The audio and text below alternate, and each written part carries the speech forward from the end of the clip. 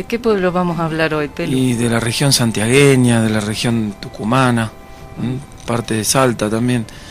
Hoy vamos a hablar de los lules y los vilelas, sus costumbres, sus creencias, su forma de vivir. Pero primero vamos... Acerca de los aborígenes santiagueños antes de la llegada de los españoles. Cuando llegaron los conquistadores españoles a nuestras tierras, las encontraron densamente pobladas por grupos aborígenes de procedencia y lenguas distintas. Sin embargo, los confundieron entre sí y los designaron genéricamente juríes. Este nombre proviene de Xuri, voz quichua que significa ñandú, denominación que le dieron a los nativos que vestían con una especie de taparrabos de plumas de avestruz y que se desplazaban en verdaderas bandadas.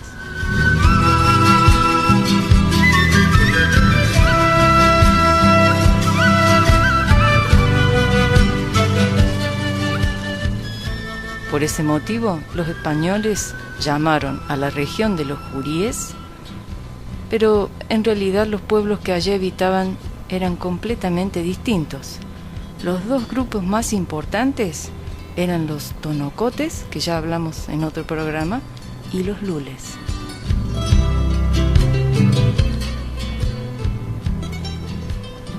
Con respecto al número de aborígenes que habitaban el suelo santiagueño, se consideraba que en 1583 tenía cerca de 12.000 aborígenes y 270.000 naturales para toda la región del Tucumán.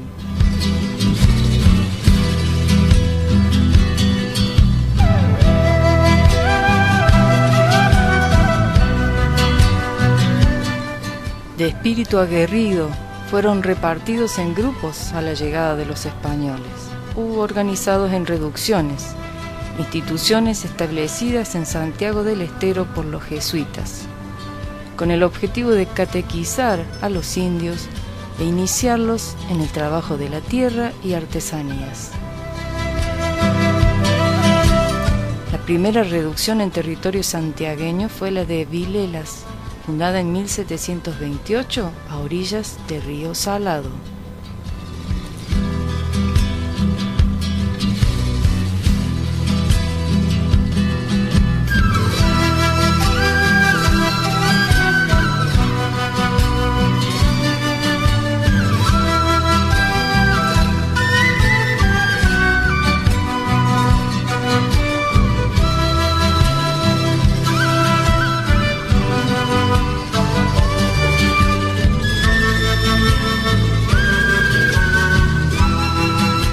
Con respecto a los lules y vilelas, su origen y ubicación.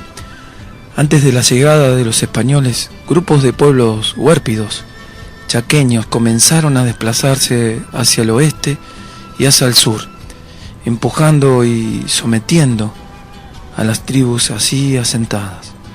Los españoles encontraron a la comunidad denominada Lule, al sur de Salta, norte de Tucumán y oeste de Santiago del Estero. Los vilelas aparecieron recién en las crónicas españolas, luego de la expedición al Chaco del gobernador Ángel de Peredo, a mediados del siglo XVII. Probablemente fueron de la misma familia de los lules, que no emigraron hacia el sudeste.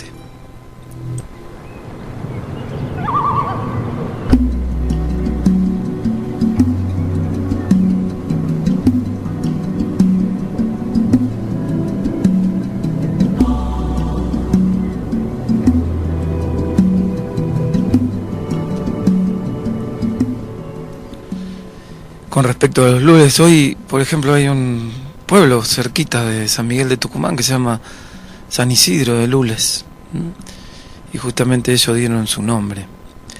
El aspecto físico de los lules y vilelas eran más bien altos y delgados.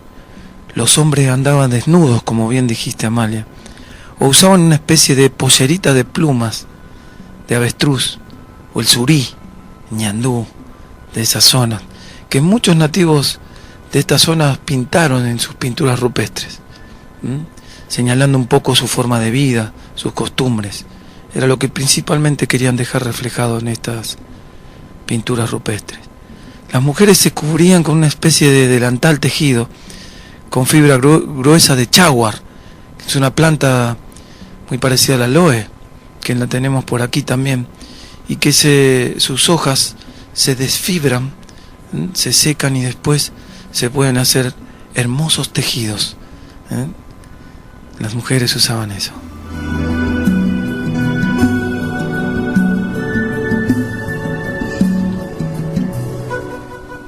Usaban el pelo largo y solo se lo cortaban en caso de luto o de enfermedad. Se perforaban las orejas para colgarse de ellas hilos de diversos colores. En las celebraciones, los hombres se pintaban el cuerpo con manchas como el tigre y las mujeres se coloreaban la cara de rojo y negro. Esto me hace recordar también una crónica española de los mismos comechingones, que los españoles cuentan de que se pintaban la cara de la mitad de rojo y la mitad de negro. Fíjate las costumbres que similares con otros pueblos originarios cercanos, ¿no? Qué hermosa mañana que estamos pasando aquí, y como siempre Amalia nos trae un tecito preparado con mucho amor, con mucho gusto. ¿Hoy de qué es, Amalia? Hoy viene un mix, yerba de pollo. Buenísimo, burrito, para los empachos, los niños, para el hígado, también recompone. Burrito, té andino, a veces le llaman, lo mejor que hay para el estómago. Y peperina. Peperina, la hierba cordobesa por excelencia, de las sierras. Digestivo, estomacal, aromática. Qué bonita que es la peperina. Sí, el tecito nos está acompañando. Seguimos compartiendo acerca de los lules y vilelas. En lo que respecta a su forma de vida, se dice que eran nómadas y vivían de la caza y de la pesca, de la recolección de frutos y raíces silvestres. Cazaban principalmente el pecarí o chancho del monte, que aquí también lo tenemos. Tiene una particularidad el pecarí, ¿sabes, Amalia? Los españoles cuando llegan y lo ven, tiene una apófisis arriba del lomo, y ellos pensaban que respiraba a través de esa apófisis, cosa muy particular, el pecarí de collar, así se le dice, que aquí todavía lo tenemos y que es uno de los animalitos que lamentablemente está en zona amarilla, ¿no? En vías de retroceso, que hay que cuidar su hábitat. También utilizaban la carne y el cuero de este chancho del monte, pecarí. Recolectaban en especial la algarroba, que les servía de alimento, y también fabricaban, como bien decimos con casi todos estos pueblos originarios, nosotros les llamamos bebidas espirituosas. Se podían estar todo el día trabajando, pero de noche se reunía el ayllu, las familias en quechua, y se compartía, se cantaba, se danzaba. Por sobre todas las cosas se tomaban estas bebidas que se llaman espirituosas, que elevan el espíritu y ayudan al buen descanso. La algarroba, como muchos sabemos hoy, también se está volviendo otra vez a esos alimentos. Tiene cero colesterol, se hacía el patay, el hermoso pancito que todavía se sigue haciendo por aquí por las sierras, y además trabajaba toda la tribu, hasta el cacique. Son los nuevos líderes, el que guía con el ejemplo, el que muestra el camino, pero no desde la palabra, sino desde los hechos.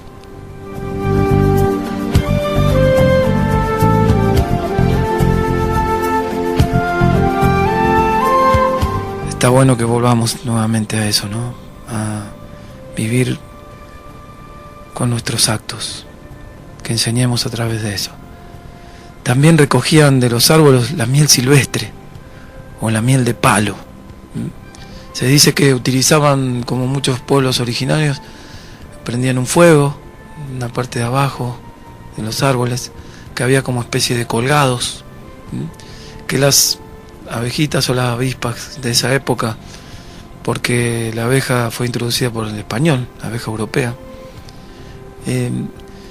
se dispersaban y luego eran descolgados y se utilizaba esa rica miel. Inclusive hasta se colmía de las mismas celdillas. Qué cosa extraordinaria. Hoy todavía en el campo se sigue haciendo algunas de esas costumbres. También era útil como alimentos y también para elaborar el guarapo o bebida embriagadora o espirituosa a través de la miel. Hoy algunos le llaman a una bebida así la hidromiel, que es una bebida que tiene una fermentación alcohólica.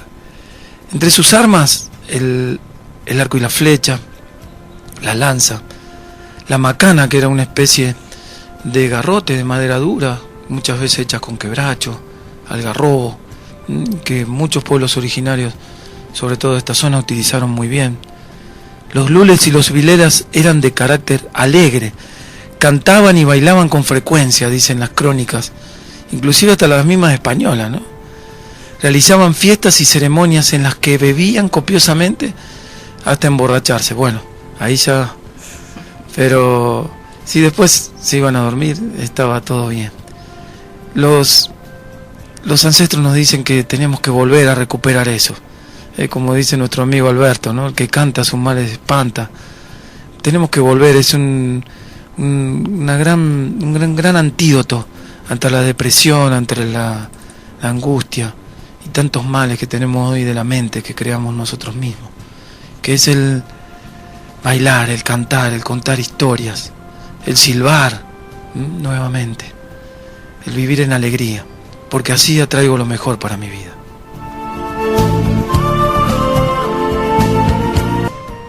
Continuamos con los lules y los vilelas. Estos pueblos, como muchos autores, los vamos a separar, aunque tenían muchas cosas en común. Por ejemplo, vamos a hablar primero de los lules. La forma de su hábitat, se dice que era su territorio de los lules se extendía hacia el alto del Bermejo, del río Bermejo y el río Salado, lugar este último hacia donde se realizaban sus excursiones o sus travesías por esos lugares. Con lo que respecta a la economía, muchos autores dicen que vivían del pillaje que ejercían sobre los pueblos sedentarios vecinos, de la caza y de la pesca, recogían frutos silvestres y en especial la miel y la algarroba, como hemos comentado, con lo que preparaban bebidas alcohólicas espirituosas, como hemos dicho, si se supone que eran antropófagos.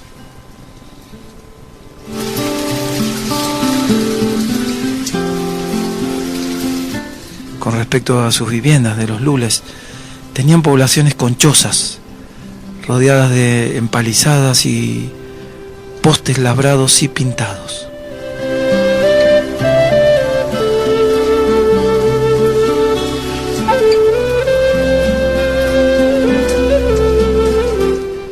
La vestimenta, los hombres lules llevaban una especie de cinturón hecho de madeja de hilos retorcidos, del que pendía por delante un manojo de plumas de ñandú o surí, como hemos comentado. Las mujeres el mismo cinturón con un delantal tejido. Llevaban el pelo largo y en las fiestas se pintaban el cuerpo de varios colores, como hemos comentado. Pero la mayoría de los autores coinciden la semejanza de las manchas con un gran felino, un gran animal de poder, el jaguar.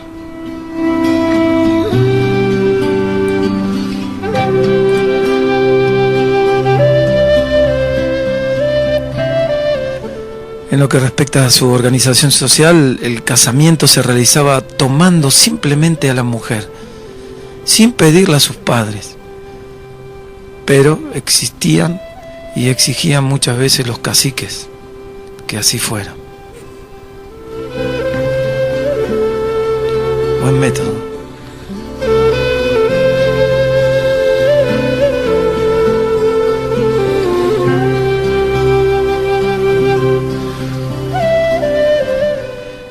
Que respecta a su religión, creían en un ser superior, que muchas veces, muchos pueblos decían el gran espíritu, el gran padre, al que llamaban notoriamente Ano, el primitivo, el anterior a todo.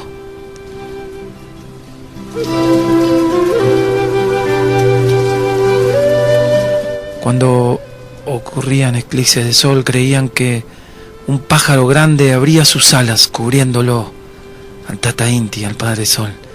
Creían en un espíritu o un animal maligno llamado Ayakua, quien provocaba las enfermedades.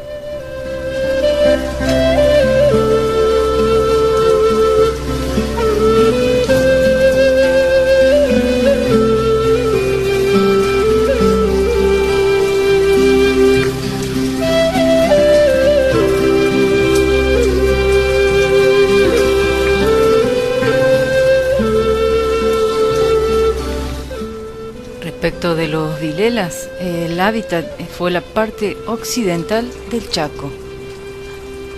En cuanto a la economía, cultivaban la tierra, maíz, porotos y zapallo. Criaban ovejas y se vestían con su lana. Otros grupos vilela que habitaban la región media del Bermejo se mantenían de la caza y la recolección de frutos silvestres.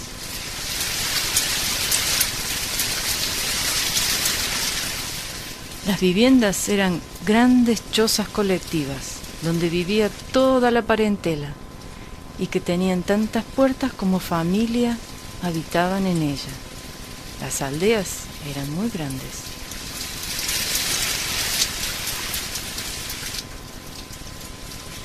Su arte tejían la lana de oveja y practicaban una alfarería no muy desarrollada.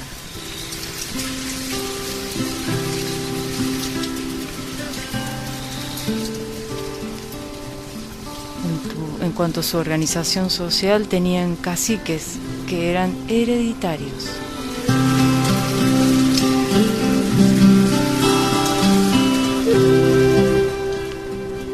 Su religión, practicaban fiestas religiosas, sobre todo una en la cual pedían por la abundancia de las cosechas y la ausencia de enemigos y enfermedades.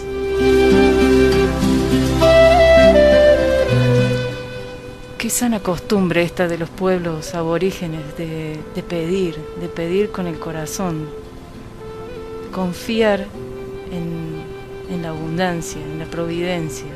Qué buena costumbre. Además pedían la ausencia de enemigos.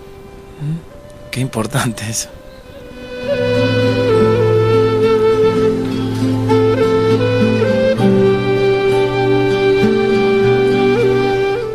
Se cree que a mediados del siglo XVIII ya no se tuvieron más noticias sobre los lules, en tanto que los videlas, particularmente de la parcialidad ligada al cauce del medio del río Bermejo, se conocieron supervivientes hasta este siglo. Se creen que todavía aún hay mestizados muchos de los vilelas por estas regiones.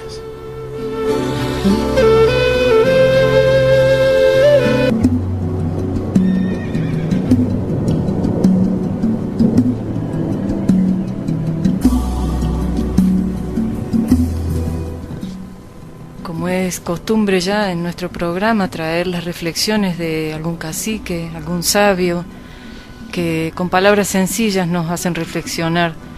En este caso traemos una lectura que se llama Escucha el silencio y está extraído del libro Ni lobo ni perro, por senderos olvidados con un anciano indio, de Kent Nerburn.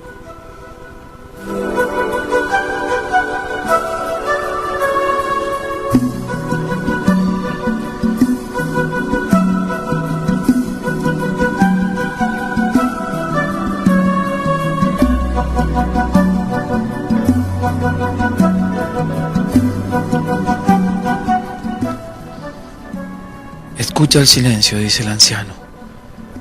Nosotros los indios sabemos del silencio. No le tenemos miedo. De hecho, para nosotros es más poderoso que las palabras. Nuestros ancianos fueron educados en las maneras del silencio. Y ellos nos transmitieron ese conocimiento a nosotros. Observa, escucha y luego actúa, nos decían. Esa es la manera de vivir.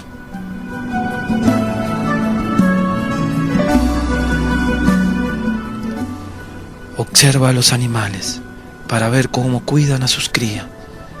Observa a los ancianos para ver cómo se comportan. Observa al hombre blanco para ver qué quiere.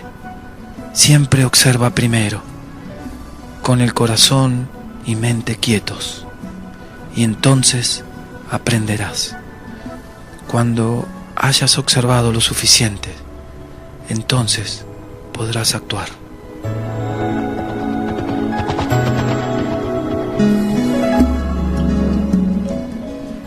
Con ustedes es lo contrario, dice el anciano. Ustedes aprenden hablando. Premian a los niños que más hablan en la escuela. En sus fiestas todos tratan de hablar.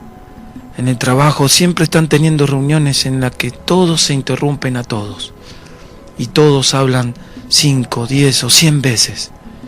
Y le llaman resolver un problema. Cuando están en una habitación y hay silencio, se ponen nerviosos. Tienen que llenar el espacio con sonidos y así hablan impulsivamente, incluso antes de saber lo que van a decir.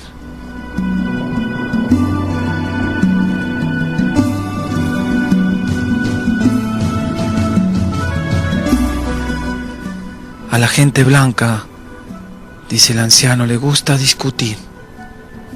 Ni siquiera permiten que el hombre termine otra frase.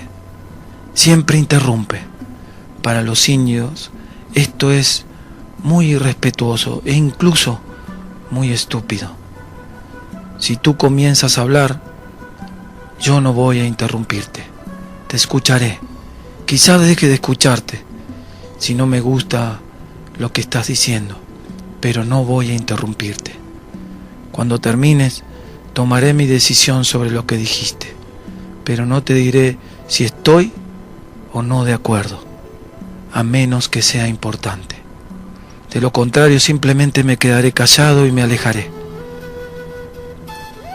Me has dicho lo que necesitaba saber. No hay nada más que decir, pero eso no es suficiente para la mayoría de la gente blanca.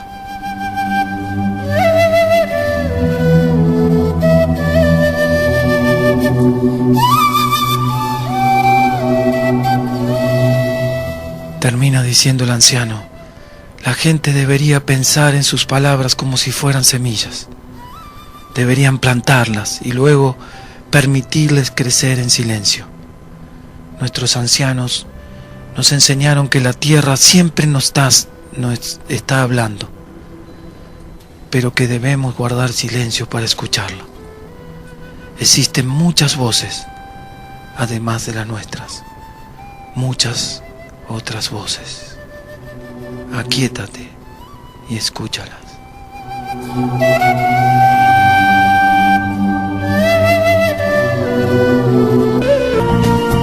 Como es costumbre en pueblos originarios, traemos a la actualidad, a este momento,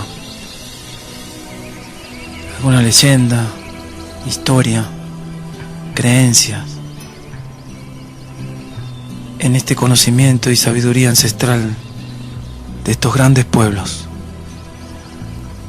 Hoy es el turno de un gran árbol, muy querido por muchos pueblos originarios de estos lugares. El algarrobo, el tacu, como le llamaban antiguamente en muchos pueblos, que quiere decir árbol en quechua.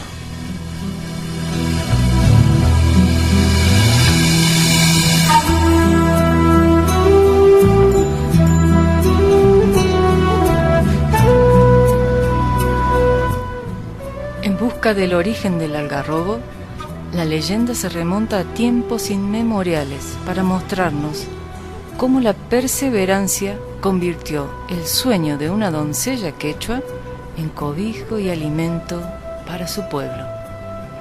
¿Conocen el algarrobo?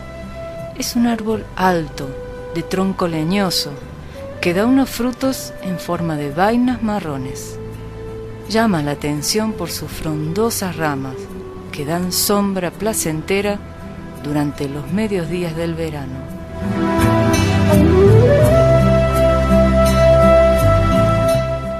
La leyenda cuenta que en épocas remotas los quechuas vivían felices, cultivando sus tierras, las cuales daban abundantes riquezas.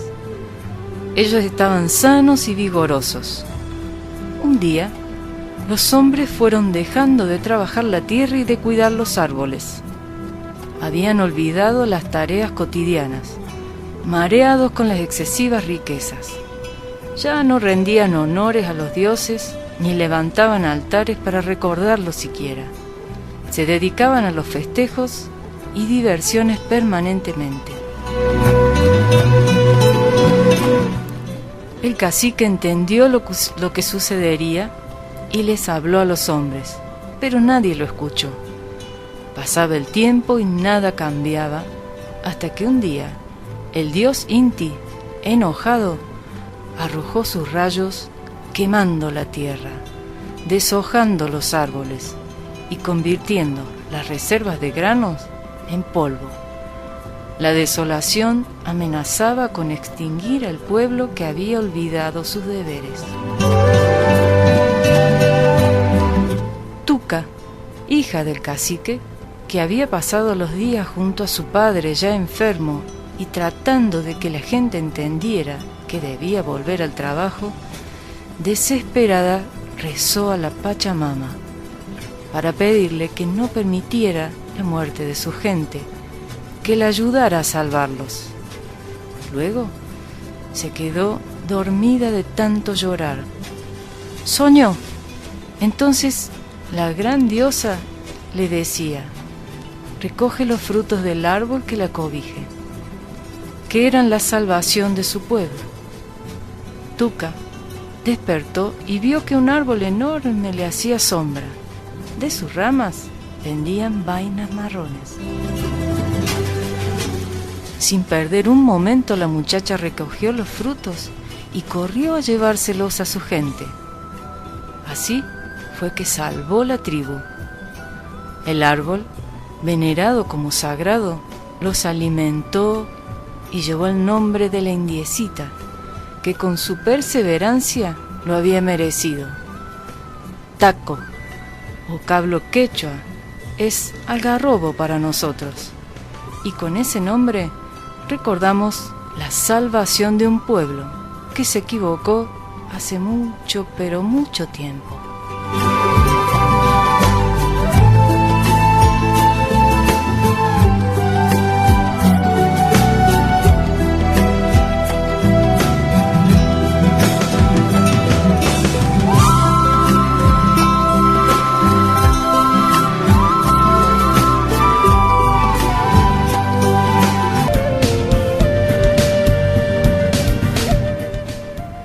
Como es la temática de este programa, aprender de nuestros pueblos originarios y mirando qué cosas podemos ir haciendo hoy, incorporando en nuestra vida cotidiana respecto de reunirnos con el cosmos.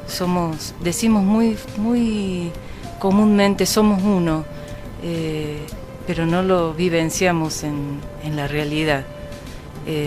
Nos guiamos, por ejemplo, por un calendario impuesto, separado de la naturaleza. Exacto, hoy es el calendario gregoriano, que lo creó un papa que se llamaba San Gregorio, y que muchos dicen que él vio un calendario a través de la luna, que tenía que ver con lo femenino, y que bueno, y hoy se ha creado este calendario que se llama gregoriano, justamente por esta temática, ¿no?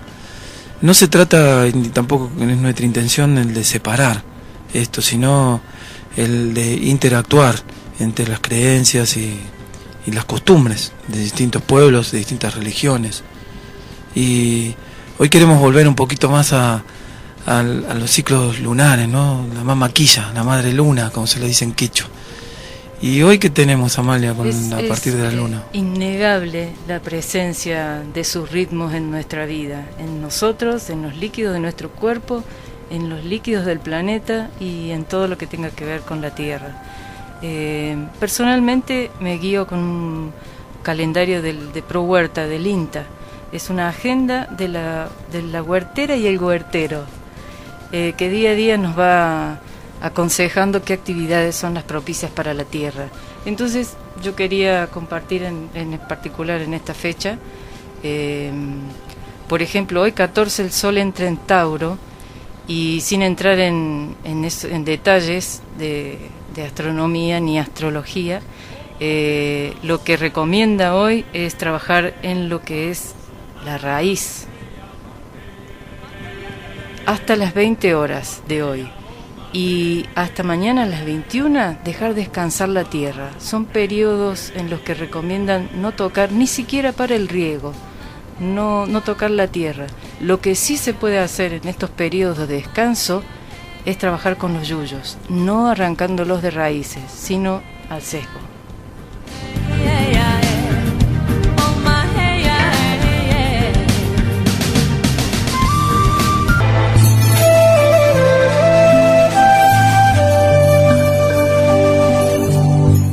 Disfrutando esta suave melodía, nos vamos preparando, y ya que estamos hablando de la tierra, para aprender sobre las propiedades de una planta.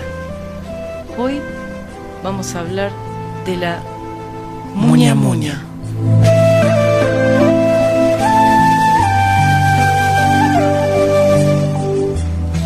Además es una planta que la tenemos aquí muy cerquita, ¿no? Le gusta vivir en altura, ya lo vamos a comentar a eso. La muña es una planta que abunda en el norte de nuestro país y inclusive en la mayoría de las zonas serranas. Es afamada por sus propiedades como calmante de los dolores de barriga, espasmos gastrointestinales, cólicos y otras molestias causadas por malas digestiones, tales como mareos, vértigos, acidez, fermentaciones y eructos.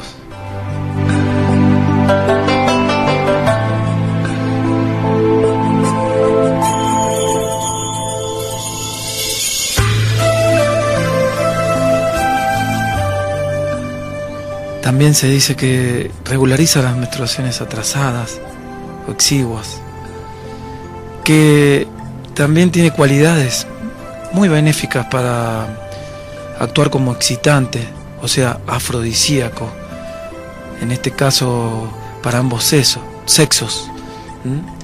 Y de ahí que muy picarescamente se la utiliza en las sierras con el matecito.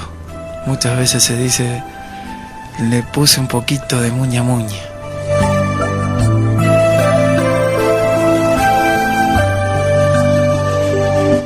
Fíjate vos, Amalia, qué importante el conocer cómo se prepara, la cantidad que se utiliza muchas veces en las plantas y además hasta la forma, ¿no?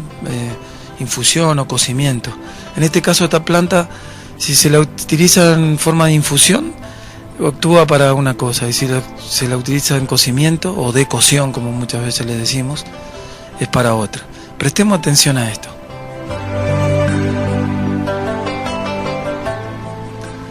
En todos los casos mencionados tenemos que utilizar las hojas de la planta bien desecadas, como hablamos muchas veces. Es bueno desecarlas porque la planta elimina pequeñas impurezas y además pequeñas toxinas que puede tener. Entonces por eso se la seca, en este caso a la sombra, en un lugar aireado, fuera de la humedad.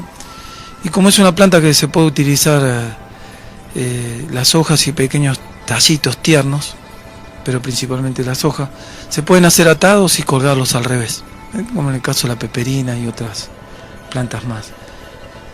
En este caso, para emplearla como digestivas y espasmos gastrointestinales, cólicos, todo lo que tiene que ver con la parte de digestión, y además es un muy buen, digamos, energizante. Mucha gente en el campo lo utiliza también así. Se utiliza un puñado grande de estas hojas por cada taza de agua hirviendo. La relación, o prácticamente por hervir, ¿no? Eso, y también ahí hay una cosa que queremos aclarar. El agua es muy importante. El agua siempre tiene que ser lo más pura posible, sobre todo mineral. Muchas veces muchos autores utilizan el agua apenas cuando entró en hervor para eliminar la parte de cloro, que se evapore, eso. Pero en este caso, si el agua es buena, cuando está a punto de hervir, hay que utilizarla. La relación son 10 gramos a 15 gramos, de 10 a 15 gramos por cada litro de agua. Y en este caso, para lo que es todo problema de estómagos, digestivos, cólicos, hay que hacer una suave infusión de 10-15 gramos por litro de agua. También se le puede agregar al mate.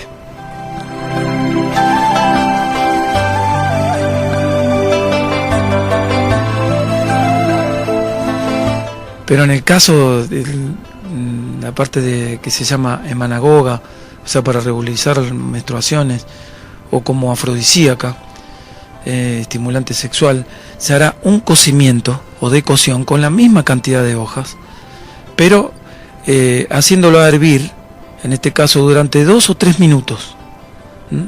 Esto se beberá una taza al acostarse, antes del almuerzo, y otra promediar la tarde. Como siempre se dice en los tratamientos, 3 o 4 tés por día, a fin de obtener el efecto deseado. Pero en este caso, en cocimiento o decocción. Recordemos, no confundamos la infusión con el cocimiento. No vaya a hacer cosas que digamos, ven que te voy a dar un tecito digestivo, picarescamente.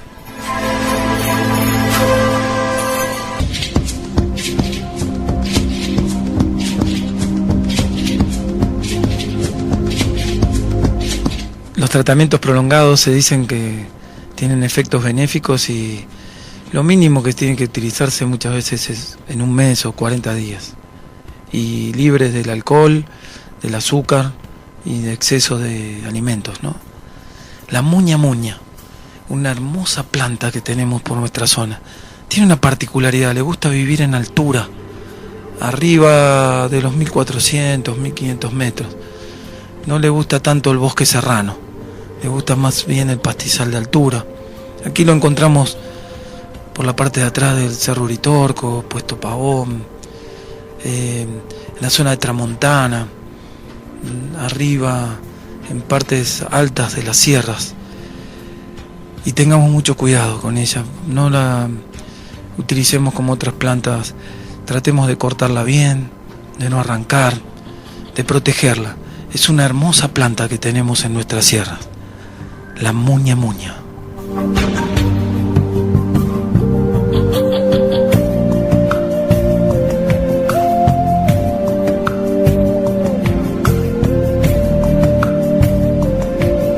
También queremos traer a estos tiempos algunas noticias, algunas cosas de estos pueblos originarios de América.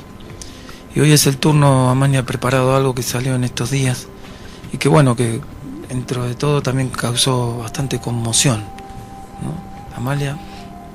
Un nombre de la controversia, porque se utilizó el nombre de Jerónimo, un cacique estadounidense, para denominar este operativo con respecto a la eliminación de Osama Bin Laden, el código Jerónimo.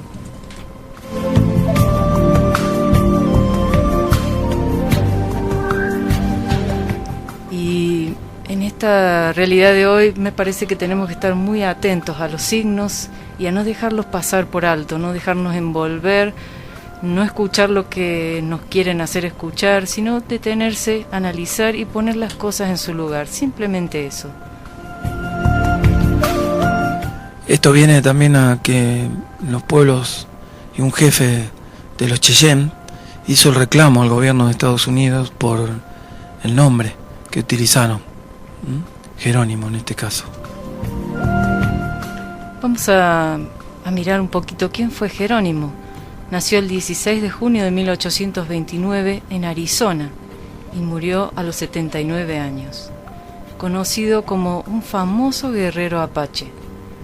Jerónimo fue un destacado líder estadounidense nativo de la Chiricahua, apache que lucharon contra México y los Estados Unidos para su expansión en las tierras tribales de Apache, desde hace varias décadas durante la Guerra de Apache. Al parecer, Jerónimo fue el nombre dado a él durante un incidente en México. Su verdadero nombre era Goyalé, de la lengua chiricahua. Ese nombre significa uno que bosteza. Se hizo conocido por hazañas de valentía y audacia y fue venerado por los apaches como un guerrero con poderes espirituales. En 1886, Jerónimo fue localizado finalmente por las autoridades de Estados Unidos y se rindió. Como prisionero de guerra en la vejez, se convirtió en una celebridad, pero nunca se le permitió regresar a la tierra de su nacimiento.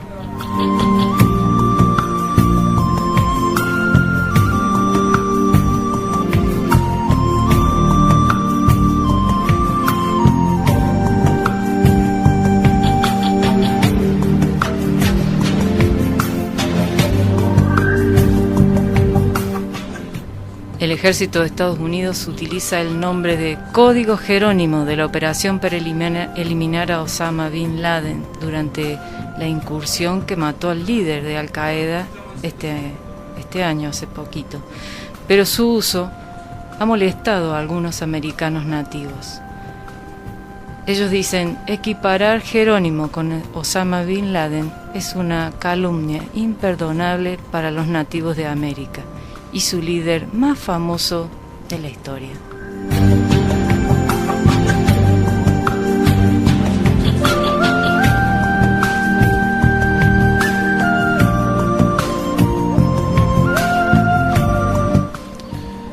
Desde pueblos originarios estamos a favor de la paz y escuchamos y mencionamos estos reclamos, ¿no?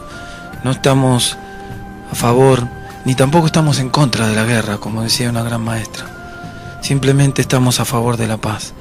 El ser humano tiene que empezar a comprender a través del corazón que somos uno solo con todo, tenemos que empezar a interactuar entre todos los reinos, tanto vegetal, mineral, inclusive el animal al cual nosotros pertenecemos, y hasta nos hemos querido imponer ante otras especies y inclusive hasta nosotros mismos, ¿no? Nos queremos imponer con estas cosas. Ya no son los tiempos de lucha, ya no son los tiempos de guerra, ya son los tiempos de paz, ya no son los tiempos de porque me hicieron esto, yo hago aquello otro. No contestemos más con la misma moneda, porque como decía un gran maestro como Gandhi, a ojo por ojo nos quedamos todos ciegos. Y creo que hace bastantes siglos que estamos quedándonos un poco ciegos. Basta de contestar con violencia hasta en la violencia. Simplemente pregonamos la paz, así como este jefe apache, chiriguano, que defiende el nombre de un gran cacique y chamán como Jerónimo. Se le podía haber puesto otro nombre a esos, digamos, acontecimientos no gratos para la humanidad. Nosotros estamos a favor de la paz, como una gran maestra, la Madre Teresa, cuando se le invitó a estar en contra de la guerra, una marcha en contra de la guerra. Ella dijo, no voy, invítenme cuando haya una marcha a favor de la paz. Esto entendámoslo bien, es una parte de una ley universal, ya no más en contra de nada. ¿Saben por qué? Porque potenciamos a lo que estamos en contra. Decimos la lucha contra el narcotráfico, hay cada vez más narcotráfico. La lucha contra las drogas, cada vez más droga. La lucha contra el cáncer, hay cada vez más cáncer. No luchemos contra las cosas, transformemos. Ese es el mensaje de los ancestros, de los maestros. Estamos a favor de la paz, a favor de la vida, a favor de la luz. Dejemos de darle espalda a la luz. por sobre todas las cosas, estamos a favor del amor. Dejemos de buscar, como dicen los grandes maestros, técnicas espirituales cuando estamos bastante vacíos de amor. Pregonemos por el amor. Ese es el mensaje también de pueblos originarios para estos tiempos. La nueva conciencia, la conciencia del amor.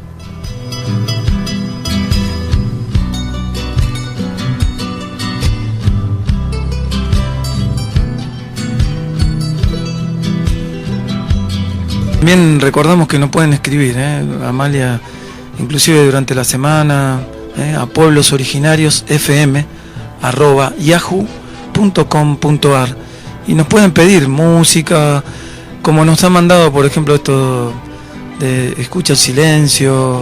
Siempre hay alguna gente amiga que nos manda estas hermosas reflexiones para poder compartir y aprender juntos. Que nos ayudan en este tiempo de tanta conmoción a volver a los orígenes, a pararnos, a tener raíces. En este tiempo necesitamos conectar con nuestras raíces más que nunca.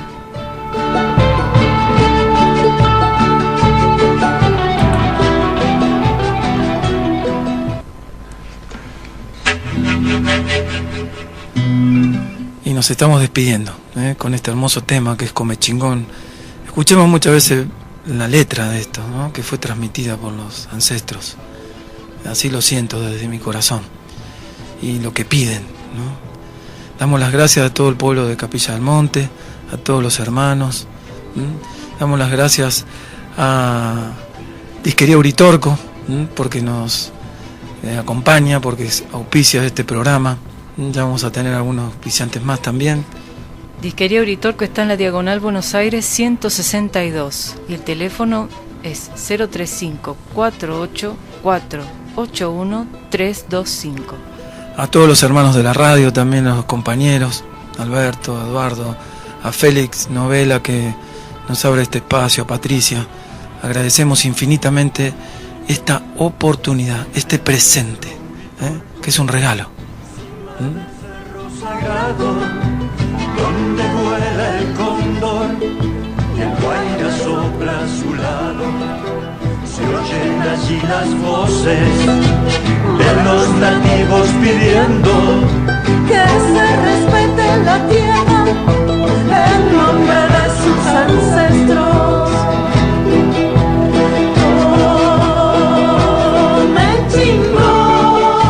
Muchas gracias. Les recordamos que vamos a estar el próximo martes repitiendo el programa a las 22 horas y el sábado nos reencontramos en vivo a las 9 de la mañana. Muchas gracias, mucha paz, mucho amor, mucha alegría, mucha felicidad. Sé feliz. Recuerden que estamos volviendo a nuestra esencia, reencontrándonos otra vez con nuestro espíritu, con nuestro corazón. Estamos camino de retorno, decimos, y como ese retorno nos volveremos a reencontrar en otro nuevo programa que denominamos Pueblos Originarios. Matan su cuerpo, pero jamás a su ser. Come chingón, come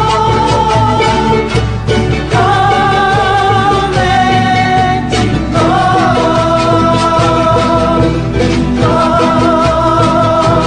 come chingón.